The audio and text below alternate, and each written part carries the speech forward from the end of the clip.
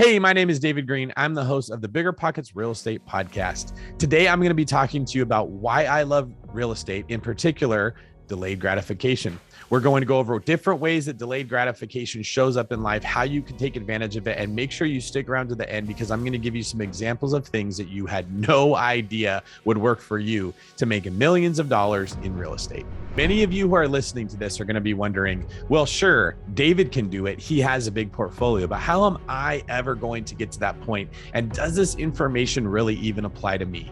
If you're thinking that, don't feel bad. I once thought those exact same thoughts, and it makes sense that you're thinking them. But here's what you might not know. Less than 5 years ago, I was still working as a police officer in a blue-collar job, grinding away to save money. I was renting a room from another police officer in the Oakland Hills for $500 a month for my first 8 properties. I never bought a house for me to live in myself until I owned 8 rental properties. I was saving almost all of my money at that time.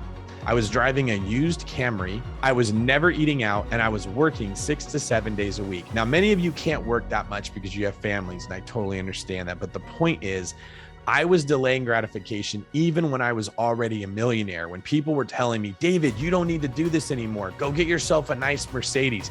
Go splurge. They meant well, but what they were really doing was trying to rob me of my future plans to grow those trees into orchards. All right, let's start by talking about the journey that you're going to take. If you decide you want to be a multimillionaire, there's a path that all of us have to follow. It's the same path that I walked, and I want to share it with you so that you can do the same thing. It starts off with trading time for money. Everybody in a capitalistic society does this. You go to work, you give them your time, you give them your effort, you give them your energy and your skill, and they give you money. Many people spend that money that they get, and they never get out of trading time for money. Those are people that we say never hit financial freedom. They're never free because they're always depending on their boss or a job to give them money to pay their bills. Now, look, I'm not going to hate on that. If that's what you like, if you enjoy working and you enjoy spending your money, keep doing it. What I am going to say is if you want more, and that's why you're here to watch this video, you need to take a serious look at your value system and your relationship with money. So the first thing, you delay gratification when it comes to spending the money that you made trading your time for. Don't go buy the Mercedes. Don't buy the clothes you don't need. Don't take vacations you don't need. Don't buy a house bigger than what you need. Don't spend more in rent than you need to live in a cool place. If you don't love your job, use that as fuel to save more of your money, not numb your pain by spending it on foolish things. Now, Tony Robbins said a quote, I don't want to butcher it, but it was something along the lines of most people underestimate what they can achieve in 10 to 20 years, but they overestimate what they can achieve in 1 year. I find this to be really, really true. So many people have a hard time getting started investing in real estate because they're looking for a massive amount of success right out the gates in year 1, right when they buy their property. Now, some ventures do work this way. You can make money that way in crypto. If you're really good at stock picking, maybe you can pick a stock right before it explodes. There are some times in life where you just happen to have the right timing, you get in at the right place, and bam, you have immediate success. I would never, ever deter somebody from doing something like that. I think that's great if that can come along. It's very similar to a baseball player. Every once in a while, the pitcher messes up, leaves a fastball right over the middle of the plate, and bam, home run, instant runs, you're on the board. When life gives you those, you freaking grab them. But good baseball players don't wait for a pitch to hit that's going to be only a home run pitch. They take what they got. The way that you win in most things in life is you make steady progress. You get singles, you get doubles, you take a walk if you have to, you get on base. Home runs come to you. You don't go looking for home runs. Here's why real estate is a cheat code to building wealth in life. If you buy in the right area and you don't lose your property, every single property turns into a home run. I don't know anything else in life that is almost as guaranteed to be a success for you if you can just wait. The way that I like to describe it is there's several ingredients that are needed to make money in real estate. You got to have some capital. You got to have some knowledge of what to do. You've got to have a strategy. You've got to have a baseline understanding of how real estate works. But what you need more than anything is time. If you've got enough time, you're going to bake that cake and it's going to be delicious. Time is the most crucial ingredient when it comes to real estate investing. All right, so there's a well-known experiment that Stanford University put on in 1972. It was led by psychologist Walter Mischel. And in this experiment, they brought children in and they put a big, juicy marshmallow right in front of them. And they told the children, if you want, you can eat that marshmallow right now. But if you wait, when I leave the room, if you don't eat it, and I come back and that marshmallow is still there, I'll give you another marshmallow and you can eat both of them. Now, the goal wasn't to try to trick the kids into eating or not eating the marshmallow. They just wanted to see what they would do. They then tracked these children for the rest of their lives to monitor how successful they were. And what they found was that the children that were able to delay gratification, not eat that marshmallow and it was staring them in the face, had more successful lives, higher net worths, and more fulfillment. What's the moral of the story? Delayed gratification always pays off. Think about the concept of compound interest. It depends on delayed gratification. If you spend that money in the beginning, it never grows to be millions and millions of dollars. If you can wait and not spend it, it becomes so much money that you couldn't spend it all if you even wanted to. Now, once you've got some money, you have the opportunity to invest it. Here's where people go wrong in many ways. They try to buy a property that right off the bat in year one makes such a return, they can quit their job right away. They can't delay gratification for quitting the job. They're in such a rush to get out of it that they buy the wrong properties in the wrong areas just to get some cash flow. And then they're shocked when that property doesn't perform well. I know many real estate investors that did great with residential and commercial investing that got very ambitious and decided they want to get into the hospitality industry. These people bought hotels where they bought apartments and tried to turn them into hotels. They all lost all of their money because it was an industry that they didn't understand. Look, cash flow in real estate is incredibly unreliable. Anyone that's invested for a significant period of time knows that. You can't really count on it. The first way that I'm encouraging you to harness the power of delayed gratification is to save your money so you stop trading time for money. The second way is when you invest it, don't invest in things that will bring you a return right away. If you can get that return, if you can get that home run, take it.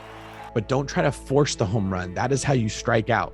When you talk to the old salty dogs that have done really good investing in real estate, they all tell you the same thing: location, location, location. There's a reason that buying in the best locations is a great long-term strategy. There's always demand. You can weather storms. Your rents will continue to go up and the value of your asset will continue to go up. A fifth bonus factor is that you don't have what I call the headache factor.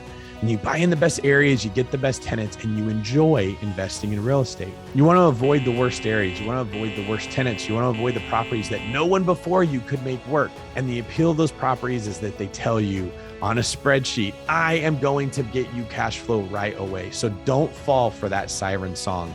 Delay gratification when you start investing by buying in the best areas and waiting for rents to go up. Now, once you start getting some properties put together, you start having some cash flow coming in. Maybe you took my advice and you bought in the right area. What you really want to do at that point is to take money out of properties and buy new properties. Now, there's several reasons you want to do that. One, it's better to have your real estate buy you more real estate. Number two, 3 to 5 years after owning in the right area, your rents will have increased to cover the extra debt service that you're taking on when you do a cash out refinance and pull equity out of the property. So the property is paying for itself to give you a loan from itself. The next is that you actually have more experience investing in real estate, so you are better at it than you were before. You don't want to scale until you've improved your skill. Now, I learned this trick when I was working as a police officer. We would have defensive driving training.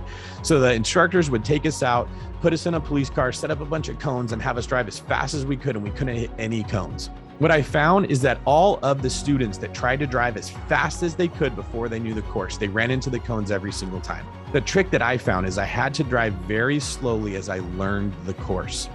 When I got to the point that my brain was anticipating what the next turn would look like, where I needed to be and how fast I could take that turn, that was when I knew I needed to push the speed. That's the rhythm that I advise people to take when they're starting a new venture. Don't go buy 50 properties in your first year when you don't know what you're doing. But don't buy one property and spend the next 10 years managing that one and never buy more. When you get into the rhythm of real estate, when you're anticipating things that tenants will complain about, when you're figuring out which areas will continue to give you rent increases, when you're anticipating what issues you can have a handyman fix versus a contractor, that's when you're ready to buy more real estate. Something that me and my former co-host Brandon Turner would always say is real estate is not a get-rich-quick scheme. It's a get-wealthy slow strategy. If you say, I'm going to stop investing in what I know, which is real estate, and I'm going to invest in something that I think can get me there faster. That's when your friend from high school that's starting a cannabis company and needs $200,000 as a startup capital is going to come to you and ask you if you want to invest. That's when someone who's really familiar with the NFT space wants to take your money and have you buy NFTs when you don't understand how they work. Or perhaps a handsome man on a dating app says he needs $100,000, but he's got money coming and he's going to pay you back and you can trust him. Don't fall for it. This is the point when people that you know are going to know you have money and they're going to come to you wanting your money so they can make money from you. But here's the problem. Most of those people did not put the time in that you did. They've not driven the course as many times as you can, and they don't know it as well as you do. So again, delayed gratification will stop you from making that mistake. Continue to reinvest in the asset class you know and wait. What kept me going was the dream that I had in my heart that I would have so much money someday I wouldn't have to ask what things cost. I grew up in a home where a lot of fighting happened from having lack of money.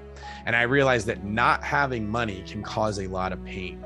And I thought about my future family and how I never wanted my kids to have to see me and my future wife fighting about money. I never wanted to be in a situation where someone really needed it and I couldn't give it to them because I spent it on something as stupid and frivolous as a car to make me feel good about myself. I also recognize the inherent danger in putting your confidence in how you look or what you drive instead of who you are. So to me, delaying gratification in that area forced me to grow my own character and develop my own beliefs about the type of person I wanted to be if I wanted to grow confidence. Now, I didn't know it, but real estate was doing more than just making me wealth. It was forcing me to become a better person. Okay, thank you for waiting to the end of the video. Here's where you get to hear my secret strategy for basically guaranteeing that you will become a multimillionaire. What a lot of people don't think. Most people say, I've got this much money. This is how my life works. What asset can I buy that will work around my life? I'm going to ask you to flip that thinking around. Don't say, what asset can I buy that will work for my life? Say, what asset do I want to invest in? How can I change my life to fit that? I recommend that people buy real estate in the best area that they can, and they wait as long as they can before they take anything out of it. Now, real estate, like many things in life, builds momentum. The properties that I bought 10 years ago, 2009 through 2013, I am just now refinancing and pulling out more than 7 figures from those first 5 houses. That's going to buy my next 30 to 40 houses or several apartment complexes for me that are going to earn way more cash flow than what those first houses were going to be building. I'm going to take that cash flow, pay down the loan that I took when I refinanced those first 5 houses. And in 5 to 7 years, I'm going to refinance them again and buy another set of apartment complexes. This is the monopoly game. You're taking the small greenhouses and you're trading them up for hotels. Then you're taking the money from the hotel and you're buying more small greenhouses. And that's what delayed gratification does. When you put off numbing your pain or solving your problem by throwing money at it, it forces you to deal with things in a mature way, which will make you a better, stronger person. And ultimately that will lead to you being a better real estate investor. All right, I want to thank you for checking out this video. Keep an eye out for other videos in the same series of why I love real estate. Hey, congrats, you made it to the end. Thank you very much for watching this video. I know there's lots of things that you could be spending your time doing, and I'm really glad that you're spending it learning from me. If you liked what you saw, please do me a quick favor. Just hit that like button, leave me a comment down below, and subscribe to this channel. I really want you to know when I release new content, and I want to hear from you what you'd like to see me make more of. So give me that feedback, and I will give it back to you.